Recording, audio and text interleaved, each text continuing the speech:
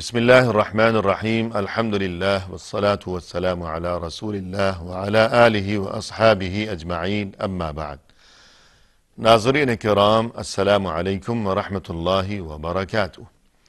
شرح الادب المفرد نامی اس عنوان کے ساتھ ہم آپ کی خدمت میں حاضر ہیں، اور اس سے قبل گزشتہ ملاقات کے موقع پر گفتگو یہ چل رہی تھی کہ امام بخاری رحمہ اللہ نے اپنی اس کتاب الادب المفرد میں سب سے پہلا عنوان اور سب سے پہلا باب یہی قائم کیا ہے، باب قولہ تعالی ووصینا الانسان بوالدیہ حسنا، یعنی اللہ سبحانہ وتعالی نے یہ ارشاد فرمایا کہ ہم نے انسان کو نہایت تاکید کے ساتھ اس بات کا حکم دیا ہے کہ وہ اپنے والدین کے ساتھ ہمیشہ اچھا سلوک ہی کیا کرے۔ اور گفتگو یہ چل رہی تھی کہ رسول اللہ صلی اللہ علیہ وسلم کے انتہائی جلیل القدر صحابی سعد بن ابی وقاص رضی اللہ عنہ، جو کہ دین اسلام کے بالکل ابتدائی دور میں وہاں مکی زندگی میں مشرف اسلام ہو گئے تھے، جب وہ بالکل نوجوان تھے، ان کی عمر تھی 16 سال، اور یہ اپنے ماں باپ کے انتہائی لاڈلے اور بڑے ہی پیارے تھے، مگر ان کے قبول اسلام کی وجہ سے ان کی ماں جو کہ مشرک تھی وہ بہت زیادہ ناراض ہو گئی، اور انہیں بھی مجبور کرنے لگی بار بار کہ تم یہ جو نیا دین تم نے اختیار کر لیا ہے اسے چھوڑ دو، باز آ جاؤ۔ اور نوبت یہاں تک پہنچی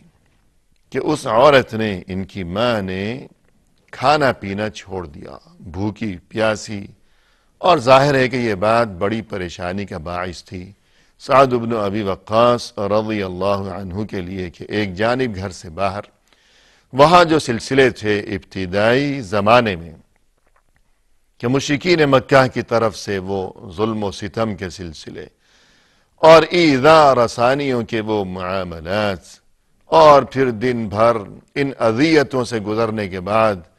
جب وہ اپنے گھر پہنچتے ہیں، اور عمر ہی کیا تھی، صرف 16 سال کا ایک نوجوان ہے، گھر جب پہنچتے ہیں تو ماں کی حالت، اور انتہائی محبت اور لاڈ کرنے والی وہ ماں جس نے تمام عمر اس قدر ناز و نعم اور اس قدر نخروں میں اور لاڈ اٹھاتے ہوئے اس بچے کو، اس نور نظر کو پالا ہے، بھوکی پیاسی پڑی ہوئی تکلیف کے عالم میں، یوں یہ بہت ہی بڑی آزمائش تھی۔ اور یہ کہ ان کی ماں انہیں یوں کہا کرتی تھی کہ دیکھو سعد، تم تو ہمیشہ کہتے ہو کہ تمہارے نبی تمہیں بہت اچھی باتیں سکھاتے ہیں، اور یہ کہ ہمیشہ لوگوں کے ساتھ ادب و احترام سے پیش آنا چاہیے،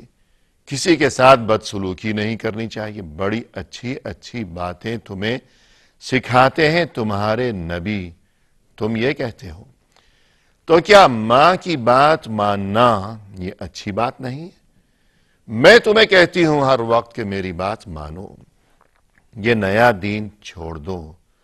اور اپنے آباء و اجداد کے دین کی طرف پلٹ آؤ، تو میری بات ماننا کیا یہ اچھی بات نہیں؟ اور تم کہتے ہو کہ تمہارے نبی تمہیں یہی تعلیم دیتے ہیں کہ انسان ہمیشہ جو ہے اچھے طریقوں کو اپنایا کرے، تو کیا یہ اچھی بات نہیں کہ تم میری بات مانو؟ یوں کہا کرتی تھی۔ آخر اللہ سبحانہ وتعالی کی طرف سے یہ آیات نازل کی گئی کہ ہم نے انسان کو یہ حکم دیا ہے کہ ہمیشہ اپنے ماں باپ کے ساتھ اچھا سلوک ہی کرتا رہے، ہاں البتہ اگر اس کے ماں باپ اسے شرک پر مجبور کرتے ہوں تو ان کی یہ بات نہ مانے، مگر اس کے باوجود دنیا کی زندگی میں ہمیشہ ان کے ساتھ اچھا سلوک ہی کیا کرے۔ یعنی یہ آیات اس موقع پر نازل ہوئی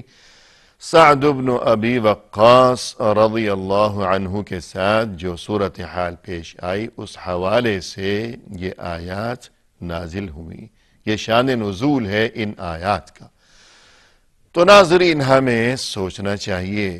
کہ مشرک ماں باپ کے ساتھ بھی حسن سلوک کی اس قدر تاکید کی گئی ہے اللہ کی طرف سے. اور نہ صرف یہ کہ مشرک ماں باپ، بلکہ ایسے ماں باپ جو خود بھی مشرک اور اپنی اولاد کو بھی وہ شرک پر مجبور کر رہے ہوں تو ان کے ساتھ بھی حسن سلوک کا حکم ہے. چجائے کہ عام ماں باپ کہ جو مسلمان ہیں، مشرک نہیں ہیں، عام حالات میں زندگی بسر کی جا رہی ہے، تو پھر ان کے ساتھ حسن سلوک کی کس قدر اہمیت اور ضرورت ہوگی ہم سب کے لیے دین اسلام کی تعلیمات کی روشنی میں. تو ناظرین کرام، یہ تو گفتگو ہو گئی اس باب کا یہ جو عنوان قائم کیا ہے امام بخاری رحمہ اللہ نے، وَوَصَّيْنَا الْإِنسَانَ بِوَالِدَيْهِ حُسْنًا، اس حوالے سے کہ اس آیت کا پس منظر اور اس کا شان نزول کیا تھا، اس بارے میں گفتگو ہو گئی. تو یہ نام ہے اس باب کا. اب اس نام کے تحت اور اس عنوان کے تحت امام بخاری رحمہ اللہ فرماتے ہیں عن ابی عمرو الشیبانی قال حدثنا صاحب هذه الدار وأومأ بيده الى دار عبد اللہ. فرماتے ہیں کہ ابو عمرو الشیبانی نے یوں کہا کہ مجھے اس گھر والے نے یہ بات بتائی، اس گھر والے نے. اور یہ الفاظ کہتے ہوئے انہوں نے اشارہ کیا وہاں سامنے ایک گھر کی جانب، اور وہ گھر تھا عبداللہ ابن مسعود رضی اللہ عنہ کا، جو کہ رسول اللہ صلی اللہ علیہ وسلم کے بڑے ہی جلیل القدر صحابی تھے. تو ان کے گھر کی جانب اشارہ کرتے ہوئے ابو عمرو الشیبانی نے یوں کہا کہ اس گھر والے نے، یعنی عبداللہ ابن مسعود رضی اللہ عنہ نے ہمیں یہ بات بتائی. قال سألت النبي صلی اللہ علیہ وسلم ای العمل احب الى اللہ عز وجل. یعنی عبداللہ ابن مسعود رضی اللہ عنہ نے ہمیں یہ بات بتائی کہ میں نے ایک بار رسول اللہ صلی اللہ علیہ وسلم سے دریافت کیا کہ اے اللہ کے رسول، اللہ عز وجل کے نزدیک سب سے زیادہ پسندیدہ ترین عمل کیا ہے؟ اللہ کے نزدیک سب سے زیادہ محبوب اور پسندیدہ ترین عمل کیا ہے؟ قال الصلاة على وقتها. رسول اللہ صلی اللہ علیہ وسلم نے جواب میں یوں ارشاد فرمایا کہ سب سے پسندیدہ ترین عمل اللہ کے نزدیک یہ ہے کہ نماز کو اس کے وقت پر ادا کیا جائے، وقت پر نماز پڑھی جائے پابندی کے ساتھ. قلت ثم ایو، پھر میں نے عرض کیا کہ اس کے بعد کون سا پسندیدہ ترین عمل ہے نماز کے بعد؟ قال ثم بر الوالدین. رسول صلی اللہ علیہ وسلم نے فرمایا کہ اس کے بعد ماں باپ کے ساتھ اچھا سلوک کرنا یہ پسندیدہ ترین عمل ہے اللہ کے نزدیک. قلت ثم ایو، میں نے عرض کیا کہ اے اللہ کے رسول اس کے بعد کون سا عمل ہے پسندیدہ ترین؟ قال ثم الجہاد فی سبیل اللہ. تو فرمایا رسول اللہ صلی اللہ علیہ وسلم نے تیسری بار کہ سب سے زیادہ پسندیدہ ترین عمل اللہ کے نزدیک ہے اللہ کی راہ میں جہاد کرنا. قال حدثنی بہن ولو استزدته لزادنی. اس کے بعد عبداللہ ابن مسعود رضی اللہ عنہ نے یہ بھی فرمایا کہ رسول اللہ صلی اللہ علیہ وسلم نے مجھے یہ 3 باتیں بتائیں، اور اگر میں مزید دریافت کرتا، چونکہ میں نے پوچھا ہی تھا 3 بار، تو آپ صلی اللہ علیہ وسلم نے بھی 3 جواب دیے، 3 باتیں بتائیں. اور اگر میں مزید سوال کرتا تو رسول صلی اللہ علیہ وسلم ضرور مزید باتیں بھی بتاتے، مگر میں نے 3 سوالات پر ہی اکتفا کیا. کیوں؟ اس میں ہمارے لیے کیا ادب ہے اور کیا تعلیم ہے، یہ ہم آگے گفتگو کریں گے. تو دیکھیے ناظرین کرام، یہ جو حدیث ہے اس میں سب سے پہلا سبق ہمارے لیے اور سب سے پہلا فائدہ یہ ہے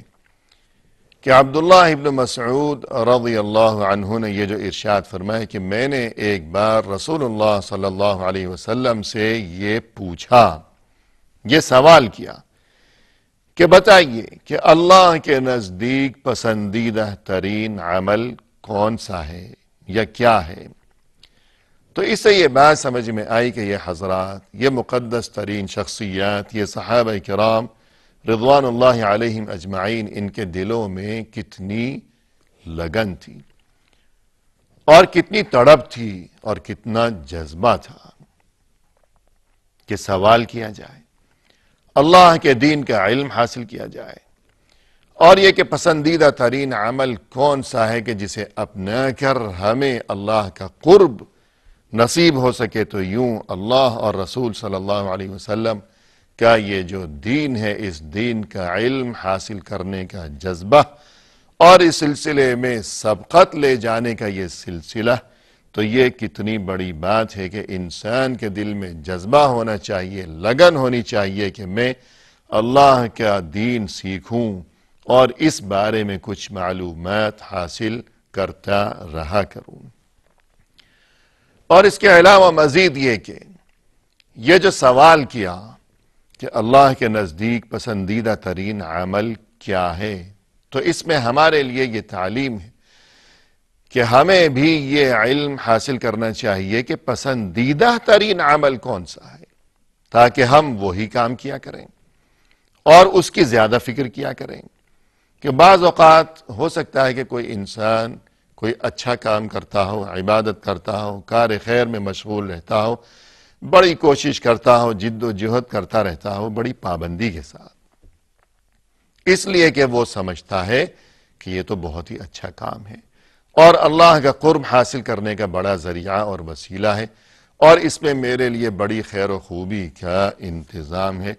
حالانکہ اس سے اور زیادہ بہتر بہت سے کام ہوں شاید کہ جن کے بارے میں اسے علم ہی نہیں ہے، اور وہ اتنی محنت کر رہا ہے، خود کو تھکا رہا ہے، اپنا وقت بھی لگا رہا ہے، حالانکہ اگر اسے معلوم ہوتی یہ بات کہ اس سے بھی زیادہ اہم اور اس سے بھی زیادہ پسندیدہ ترین اعمال بھی موجود ہیں کہ جو اللہ کے نزدیک اس سے زیادہ پسندیدہ ترین ہے، تو پہلے وہ ان کی طرف متوجہ ہوتا اور وہ کام کرتا پہلے۔ لہذا انسان کو اس بارے میں علم ہونا چاہیے کہ اولویات جنہیں کہا جاتا ہے کہ پہلے وہ کام کروں اور اس کی فکر اور جستجو کروں کہ جو اللہ کے نزدیک سب سے زیادہ پسندیدہ ہے، تاکہ میرے لیے وہ کام مزید خیر و خوبی کا اور صلاح و فلاح کا سبب بن سکے۔ پھر اس کے بعد جو کام درجہ بدرجہ جس کی اہمیت جتنی کم ہے، تو پھر یوں انسان اس طرف توجہ دے۔ اور اس کے بعد ناظرین کرام، جب یہ سوال کیا گیا کہ ای العمل احب الی اللہ عز وجل، کہ بتائیے، ارشاد فرمائیے کہ اللہ کے نزدیک سب سے زیادہ پسندیدہ ترین عمل کیا ہے، تو آپ صلی اللہ علیہ وسلم نے جواب میں یہ جو ارشاد فرمایا،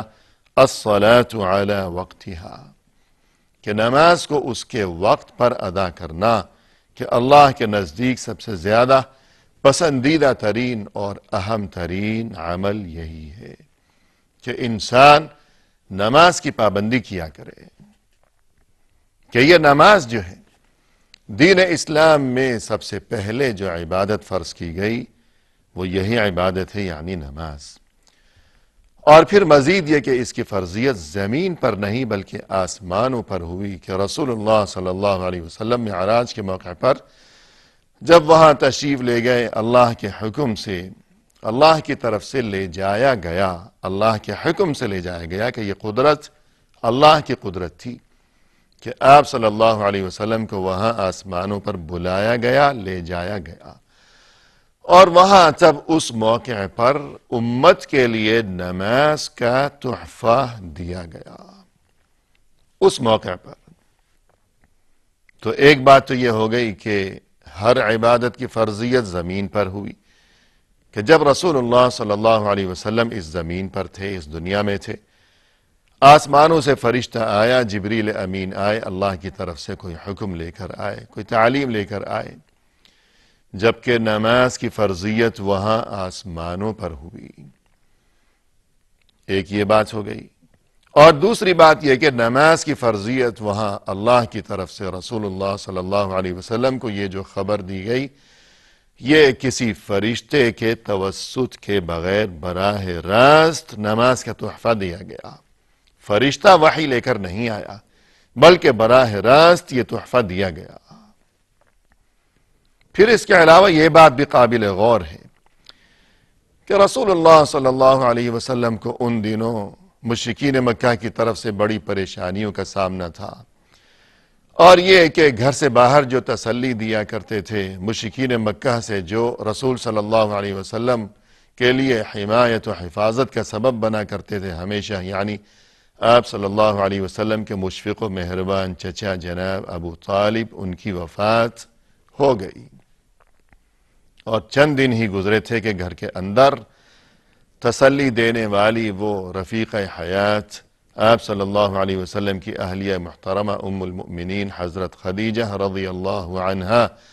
جنہوں نے ابتدا سے ہی ہر قدم پر آپ صلی اللہ علیہ وسلم کا بہت زیادہ ساتھ دیا تھا، ان کا بھی انتقال ہو گیا۔ یہ اتنا بڑا صدمہ۔